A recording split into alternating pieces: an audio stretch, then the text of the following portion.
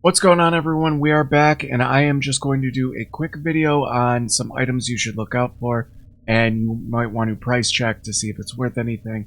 And these are just general tips. I'm sure there are more in-depth ways to go about this, but if you go around just price checking and racking your brain at every rare item you pick up, you are not going to be able to play the damn game. You're going to run one map and then spend 10 minutes trying to figure certain things out. That is not the way to play the game. These are just going to be some general guidelines, so you can unidentify an item and think, okay, this is definitely trash, or you know what, this actually might be pretty good. So with that being said, make sure you leave a like on the video, subscribe if you like these little short guides that I am doing, and if I miss anything or if you have any tips, do not be afraid to put it down in the comments because we are all learning here. I don't know everything. Nobody knows everything about PoE 2 yet, but let's learn together. Let's try and get some basics down. To experience the game a little bit better and have a little bit more fun. Alright, so let's start with weapons. With weapons, if it is something that does just general damage, so something for a warrior or a ranger like a bow, then you're going to want to look for plus to skills and high physical damage. Now, good elemental damage works too. It's an extra bonus, but currently physical damage can roll much higher values than the elemental skills do. For example, this bow doesn't have plus to skills, but it has a very high physical damage roll, 123 to 192.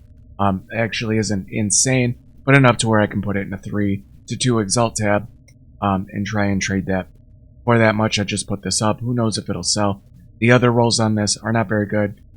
17 Actions rating and light radius is absolute trash, and the 2 to 5 cold damage doesn't do anything, but this might be a cheap little upgrade for someone just getting to the end of Act 3 Cruel, or just starting mapping, or some good flat physical damage. Now this would definitely be worth something and more than 3 exalts if it had plus 2 bow skills. Any plus to skills at all, generally I think you can get up plus 4 or plus 5. The closer you get to that 4 or 5 range, the more worth it is.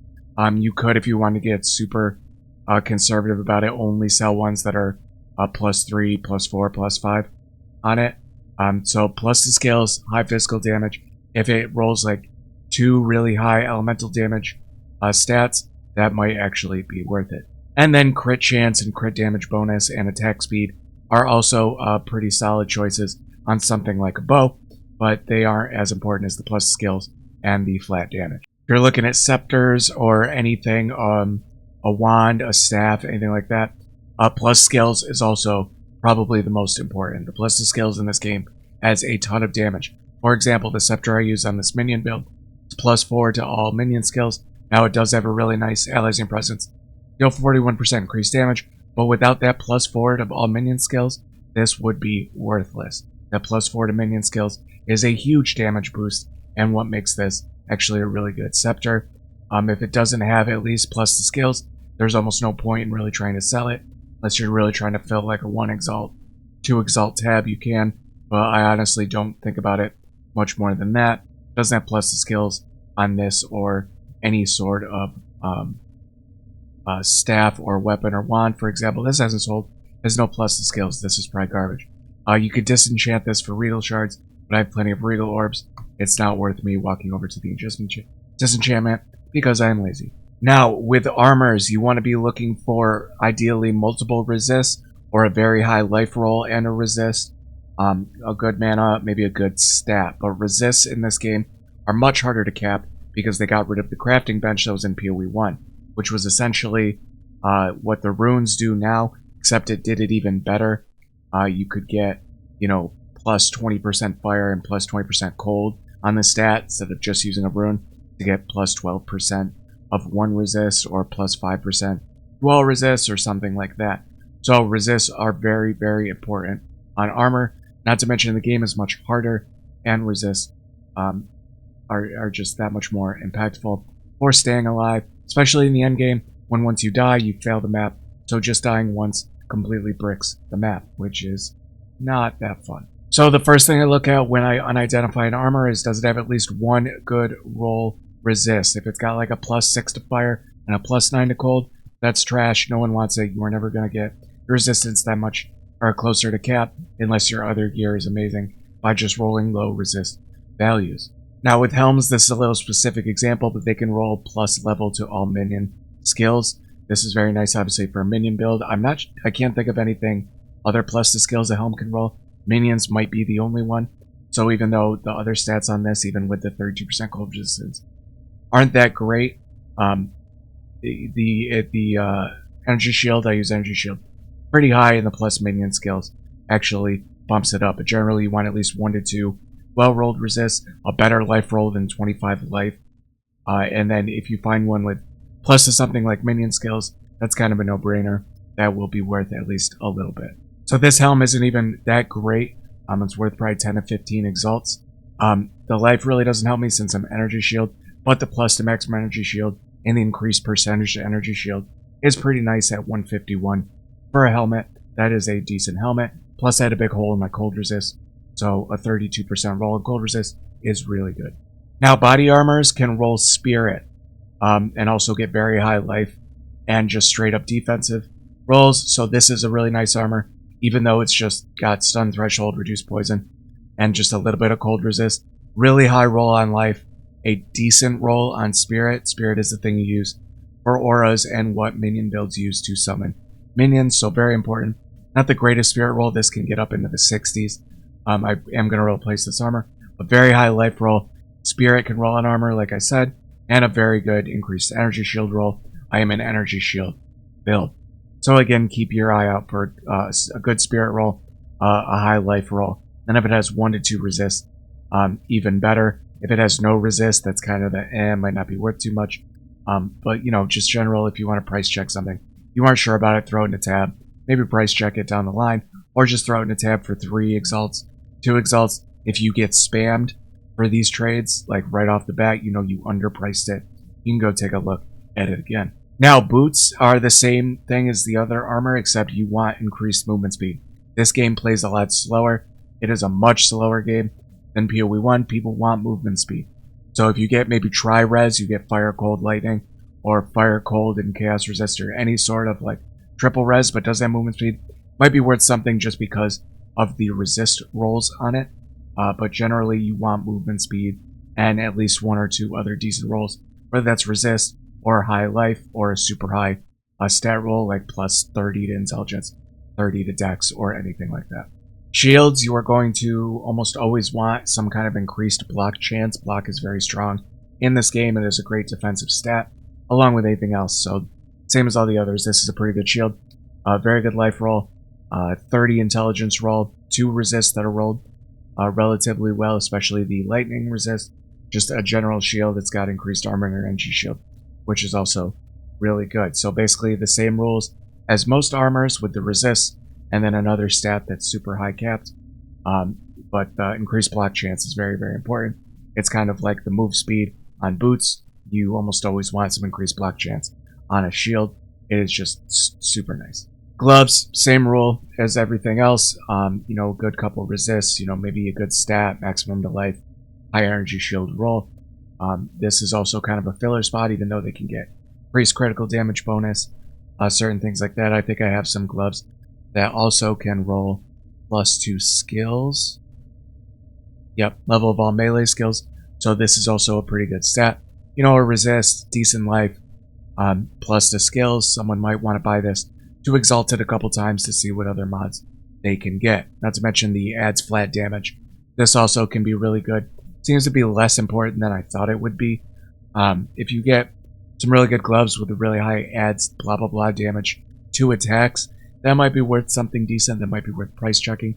I feel like whenever I find gloves that have 2 really good rolls that add damage to attacks, they never seem to sell. So maybe it's not important as I thought, but again, new game, not really sure. People are still figuring things out. Maybe it's more important or less important than I originally thought to have flat damage to attacks. Now, lastly, well, not lastly, but next is the belts. This is going to bring another important point to add to everything I said. Chaos resistance counts for almost 2 resists if it is well rolled. 16% is not bad. It's not incredibly high. I think you get up in the 20s. I think it might cap around 30%, although I have not seen that on anything I've bought or really looked at. But chaos resistance is very important, especially when you start mapping. Chaos damage does twice the amount of damage to your energy shield. It used to just bypass your energy shield and immediately hit your life. They got rid of that, but it still does double damage to energy shield. So it is a pain in the ass, especially in maps where there's things like rares. Well, when they die, they have an on-death effect that shoots chaos, and it is incredibly damaging. It is very easy to get surprised by, and it sucks. It really, really, really sucks. So a good chaos resistance roll on something automatically brings it up a little bit. Doesn't mean it's always worth something, but if you have something like this with a great life roll, some chaos res, another stat like mana, and another resistance, this is going to bump it up quite a bit. You want your chaos res as high as possible. It's incredibly hard to cap unless you're really focusing on it. As you can see, even with me playing a lot, having enough currency to buy things, I'm still trying to cap everything. It is super hard, and you will find out very quickly why higher resist value items are just generally worth more. Rings are much different than everything else. You want some good stat rolls, maybe some life, mana. People use this for attributes a lot. So if you have really good rolls on something like intelligence or strength with maybe a resist, with a couple resist, that is also really nice. Personally, I am using this also for resist. They are also a great source of chaos resist. This only has 9%. My other one has 22%. Just to try and get that chaos res as high as possible. You can get flat percent elemental damage. This isn't as important as you would think. The 26% cold damage makes this more valuable, but not as by that much, even though it seems really strong. This one has lightning. I don't use either of them. Again, I'm just using this as kind of a resist buff to try and get my resist as high as possible, because you can't do damage when you're dead. Very good rule of thumb, especially in PoE 2. Amulets look for resist. This can roll spirit very high also. These two are your main sources of spirit. If you need more spirit, if you're a minion build, the biggest one is from the scepter. If you're not a minion build, you're not using the scepter anyways. Or none. I don't know if there's any other kinds of scepters, but assuming the only scepters are for minion builds. But the amulet can also get percentage of things like energy shield. These are really strong. Increased percentage armor. I'm not really using this stat for my build, but it is nice for a lot of builds. You can also get this with evasion rating as well. Another great place to get resist. But you are noticing a pattern. The general rule is if there's no resist on an item, there's a pretty common consensus that at least it has the best damaging mods on the planet, along with maybe a great spirit roll. This probably isn't going to be worth too much. Resist are a great benchmark to see if people are actually going to buy your item. Let's just go through, identify these, see if we get anything good. This one has a nice lightning resist, terrible maximum life roll, decent accuracy, 13% evasion rating, 5 life for enemy hit with attacks. Couple low rolls, that maximum life is garbage, 13% increased evasion rating. Not great. These are probably not worth anything. Even with the lightning resist roll, that at a higher maximum life might be worth an Exile. To gain 5 life per enemy hit with attacks isn't that amazing, so this is probably garbage. We can probably scrap that. Let's check the helmet. Terrible life, terrible mana, just a 30% increased armor and energy shield. Crit chance, terrible fire roll on resist. 1 resist, terrible roll, probably worthless. These gloves, terrible life roll, meh, lightning roll, leech, physical attack damages mana, reduced attribute requirements, that's pretty awful, and terrible increased armor roll. Not worth anything. 1 resist, that's meh, terrible life roll again. This is a lunar amulet, so it gets an 8 plus the maximum energy shield, so this could be really good for my build. Maximum energy shield, another 39, not bad, 16% increased evasion rate. It's a little low, only 10% cold resist, critical damage bonus, not that great, 15% increased cast speed. It's also a mana roll, low resist, this is probably garbage too. This is a waystone, no resists, it's garbage. No, I'm just kidding. Now there is no price checking tool like Awaken PoE Trade we used to have in PoE 1, where you could just click on something and Control D and automatically do it on the search for you. Pop up a little window. I'm sure there is one coming, but currently, as I know, there is not one. But say you get an item that you think might be worth something. Say you got a belt with a bunch of stats you like. Go to item category, click belt over at the PoE2.com/trade2. Make sure you have that 2 in there. That is for the PoE 2. Change it to standard or hardcore for playing hardcore. Change the item category to belt. Say maximum life. Now another tip, you can use the tilde key to put it there, and then you can write whatever stat you want in any order. It doesn't have to be exact, it just has contain. So if you put the tilde key, you can put fire, res, or anything like that, and it will come up. So let's say we got a life roll of 120, we got chaos res of 18, and we got a really great fire resist stat of something like 30. Put that in the minimum. That's all the stat filters. Click search and you can kind of gauge it. You can see again, because it has a high chaos roll, good life, and a decent resist. That's at least 40 exalts right there. And you can see the reduced charm charges used, reduced charm charges used. That is not important. This thorns damage is garbage. And the 6% flask life recovery rate is also garbage. But the chaos res is what really puts us over the top. And then the maximum life and elemental are just icing on the cake. So that is how you can just basically price check anything you might find that you think, okay, I have a feeling this is pretty good, and you can just check it that way. So that is a very rudimentary guide that is very basic, I know, and I even went longer in this video than I planned to, so I apologize. Whenever I think a video is going to be quick, it ends up being a little longer, but again, if I missed anything, or if you just have some more tips, because I guarantee I missed some things, you can put them in the comments. Oh, before I forget, item rarity is really nice in this game. Especially since rares are what really sell in this game, along with a handful of unique items. Again, price check your unique items, even if you think they might be trash. They might be for some niche builds or something good for leveling, so people might buy them for their second or third characters, so item rarity can be nice. But it's not going to make or break an item that in terms of if it's worth something. A super high rolled item rarity does not make something immediately worth it. But it is a nice bonus to replace some of the crappier mods that are out there. Alright, I'm going to stop rambling. Please leave a like and a comment on the video if you want to see more of these kind of tip videos. Again, I'm still learning the game, so I'm going to be putting more videos out that are hopefully a little bit more in depth. Just want to make sure I know generally what I'm talking about before I make a video. I feel that is my responsibility not to put really dumb information out there. Some of you are watching this thinking some of this is dumb, but these are actually pretty proven, and I've been selling items and flipping them for long enough now. This is pretty hard, fast rule when it comes to trading. Make sure you join the Twitch if you have not, twitch.tv/SafeOnTalk. Join the Discord. All these links are in the description. Come join the community. Come hang out with us. Leave a like on the video, and I appreciate it. I'll talk to you guys on the next one.